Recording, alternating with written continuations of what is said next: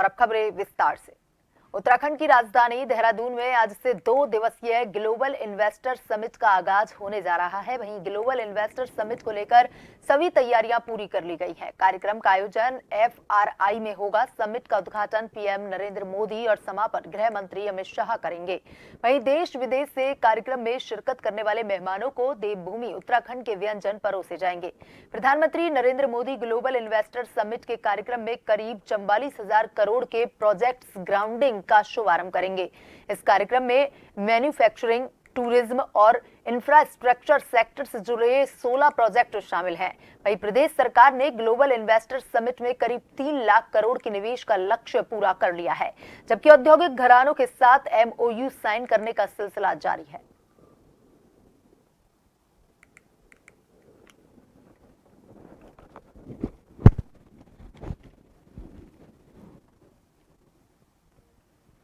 देहरादून से खबर है, जहां पर इन्वेस्टर समिट का आज आगाज हो गया है। प्रधानमंत्री नरेंद्र मोदी समिट का उद्घाटन करेंगे। प्रधानमंत्री मोदी कार्यक्रम में शिरकत करने वाले हैं। PM मोदी 44,000 करोड़ रुपए के प्रोजेक्ट की ग्राउंडिंग का शुभारंभ करेंगे। अडानी, जिंदल समेत देश के तमाम दिग्गज समिट में प्रतिभाग करेंगे। 3 केंद्रीय मंत्री, 15 देशों के राजदूत भी इसमें शामिल होंगे।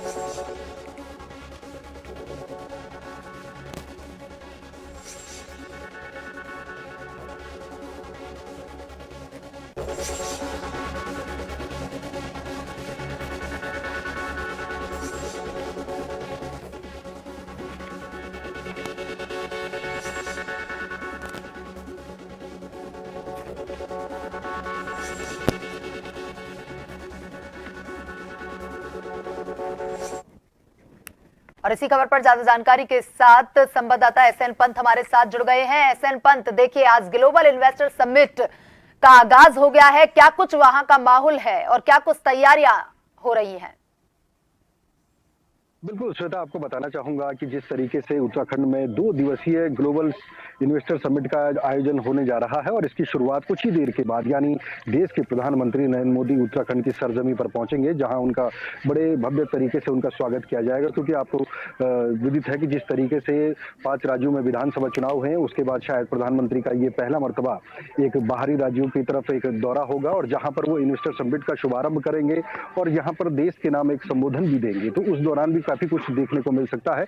और जहां तक सुरक्षा व्यवस्था का सवाल है, चाक चौबंद तमाम व्यवस्थाएं हैं। SPG ने पूरा टेक ओवर किया हुआ है और देहरादून में, क्योंकि जिलाधिकारी ने देहरादून में कार्यक्रम की भव्यता और गंभीरता को देखते हुए सभी स्कूल यानी शिक्षण संस्थानों का अवकाश घोषित कर दिया है, ताकि कहीं पर किसी तरीके की कोई परेशानी का सामना न करना पड़े। लेकिन जहां तक FRI में जो ये आयोजन स्थल है, जहां पर ये पूरी कार्यक्रम की रूपरेखा कि यहाँ पर इसका शुभारंभ होना है, तकरीबन 2.5 लाख करोड़ के निवेश को लाने का लक्ष्य निर्धारित किया था धामी सरकार ने। और सबसे बड़ी बात यह है कि इस इन्वेस्टर समिट से पहले ही जो सरकार दावा कर रही है, उसके मुताबिक अगर बात करते हैं तो 3.5 लाख करोड़ से भी ऊपर के MOU साइन हो चुके हैं। और इसके अलावा 44,000 करोड़ की जो ग्राउंडिंग है वो धरातल पर दिखाई दे रही है, जिसके लिए प्रधानमंत्री उसका शुभारंभ करने के लिए यहाँ पर कुछ देर के बाद पहुंचेंगे। तमाम इन्वेस्टर्स यहाँ पर आएंगे, यानी उत्तराखंड में रोजगार सृजन के साथ साथ पहाड़ों में इंडस्ट्री को चढ़ाने के लिए, पैकेजिंग की इकाइयों को आगे बढ़ाने के लिए, क्योंकि उत्तराखंड में टूरिज्म के साथ साथ अगर हम बात करते हैं तो रोपवे सिस्टम है, जल विद्युत परियोजनाएं हैं, फार्मा सेक्टर है, आयुष सेक्टर है,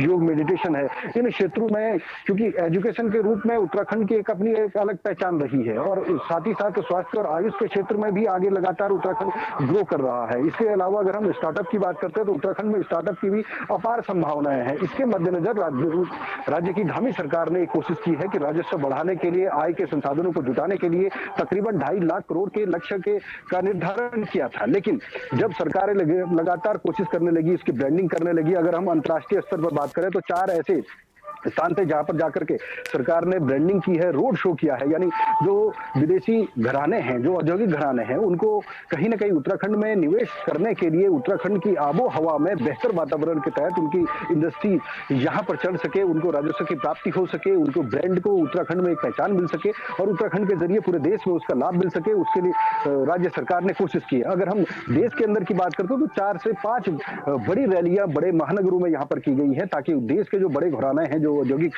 सेक्टर है उनको उत्तराखंड में लाया जा सके। और सबसे बड़ी बात है, उत्तराखंड में 1991 के दरमियान की अगर हम बात करते हैं, क्योंकि यहाँ पर जो चूना जो खड़िया होती थी उसकी अगर हम बात करते हैं तो उस दौरान उसका अपार दोहन हो रहा था। उसको लेकर के सुप्रीम कोर्ट ने एक रूलिंग दी थी 1991 में कि उत्तराखंड में किसी भी तरीके से कोई बिना क्लियरेंस के इस तरीके के काम नहीं किए जाएंगे। इन नियमों की जो मजबूती थी, ये यूं कहें कि नियमों का जो ज्यादा कठोरपन था, ये कारण है कि तमाम इकाइयां यहां पर आने से गुरेज करती रही है।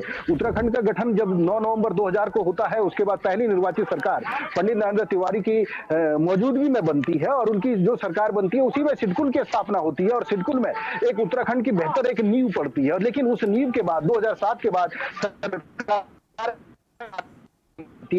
बीजेपी की सरकार आती है, कांग्रेस की सरकार आती है। दोनों ही सरकारें बारी बारी पर इंडस्ट्री को बढ़ाने के लिए काफी प्रयास करते हैं। 2018 की अगर हम बात करें तो यहां पर फिर से एक इन्वेस्टर समिट कराया गया जिसमें तकरीबन 20,000 करोड़ के लक्ष्य का निर्धारित ग्राउंड पर किया गया और साथ ही साथ उसको 1.5 लाख करोड़ के निवेश को लाने का लक्ष्य निर्धारित किया गया। हालांकि सबसे बड़ी बात इसमें यह रही है कि मॉनिटरिंग सिस्टम को बेहतर करने के साथ साथ मौजूदा सरकार इस पर पहल कर रही है कि जितनी भी एमओयू साइन होती है उन एमओयू को ग्राउंड पर ग्राउंडिंग के जरिए कैसे उतारा जाएगा, किस तरीके से राज्य सरकार उन नियमों में शिथिलीकरण, जो 1991 से सिर्फ इस बात को देख रहे हैं कि उत्तराखंड में नियम काफी कठिन है। क्योंकि अगर आप देखेंगे तो पर्यावरण मंत्रालय के अधीन तमाम चीजें आती हैं।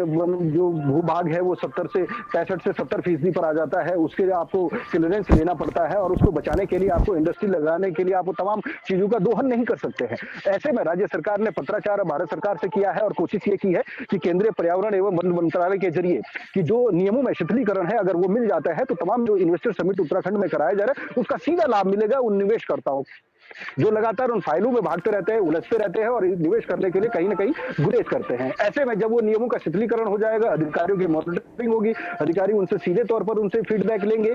क्योंकि आज ये 2 दिवसीय कार्यक्रम है, ये कार्यक्रम होगा, संबोधन होगा, एमओयू साइन होंगे, लेकिन असली परीक्षा उसके बाद होगी कि क्या वाकई में जो एमओयू साइन हुए हैं उनकी जो रिक्वायरमेंट है वो सरकार उनको दे पा रही है। दे पाने का तरीका क्या होगा, वन विंडो सिस्टम के जरिए क्या वो फाइल वहीं अटकी रहेगी या ग्राउंड पर आकर के वाकई में इंडस्ट्री यहां पर लगेगी। जब इंडस्ट्री लगेगी तो ह्यूमन रिसोर्स की आवश्यकता पड़ेगी, तमाम ट्रांसपोर्टेशन की आवश्यकता पड़ेगी, रहने खाने पीने की व्यवस्था की आवश्यकता पड़ेगी, तो तमाम लोगों को रोजगार मुहैया होगा। और हर कोई यही चाहता है कि अगर आर्थिक स्वावलंबी बनना है तो उसको राजस्व चाहिए, राजस्व प्राप्ति करने के लिए एक प्लान चाहिए और धामी सरकार इस प्लान को लेकर आई है।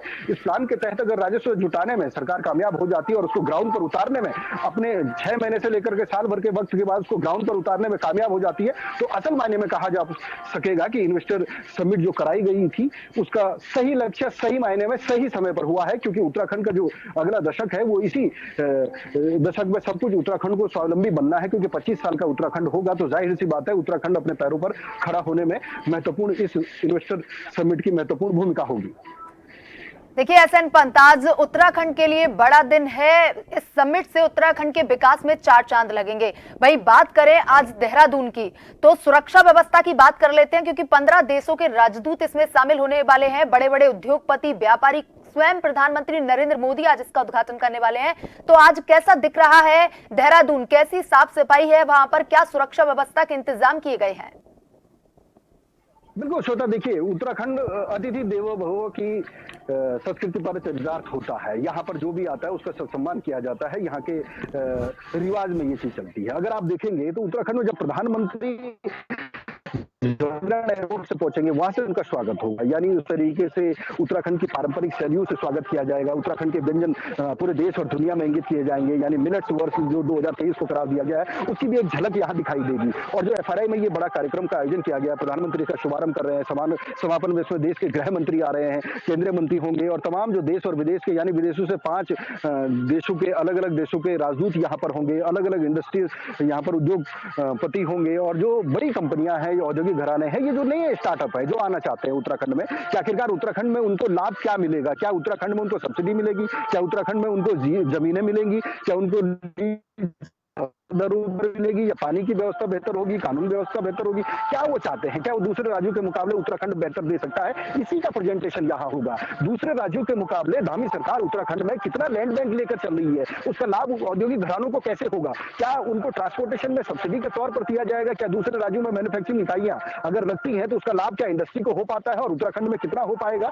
इसको आधारभूत ढांचे में ला करके ये कोशिश यहाँ पर की जा रही है। और सबसे बड़ी बात है, जहां तक हम शहर की बात करते हैं या सुरक्षा व्यवस्था की बात करते हैं, तो जब बड़ा ओकेजन होता है, बड़ा कार्यक्रम होता है, तो ये टीम स्पिरिट से होता है और टीम स्पिरिट में तमाम अधिकारियों की जिम्मेदारी तय की जाती है कि क्यों ट्रैफिक सिस्टम कौन देखेगा, खाने की व्यवस्था कौन देखेगा, फूडिंग और लॉजिंग कौन देखेगा, इसके अलावा बाहरी एनवायरनमेंट को कौन देखेगा, किस तरीके से तमाम, क्योंकि एफआरआई जहां पर मौजूद है उसी के बगल में आईएम है, भारतीय सैन्य अकादमी है, वहां पर भी पासिंग आउट परेड की रिहर्सल चल रही है, तैयारियां चल रही है, तो तमाम व्यवस्थाएं हैं। अगर आप देखेंगे कुछ देर के बाद जीरो जोन हो जाएगा, यानी आप सड़क मार्ग से भी जीरो जोन से भी पूरी वीवीआईपी मूवमेंट रहेगा, एसपीजी के अंडर में पूरा कार्यक्रम स्थल है। तो कुल मिलाकर आप देखेंगे तो ये बड़ा एक उत्साह पूरे देशवासियों के साथ साथ उत्तराखंड वासियों में भी है कि उत्तराखंड में निवेशकर्ता आएंगे, इंडस्ट्रीज आएंगे और यहाँ पर एक रोजगार सृजन के लिए अपनी अपनी इकाइयों को लगाएंगे।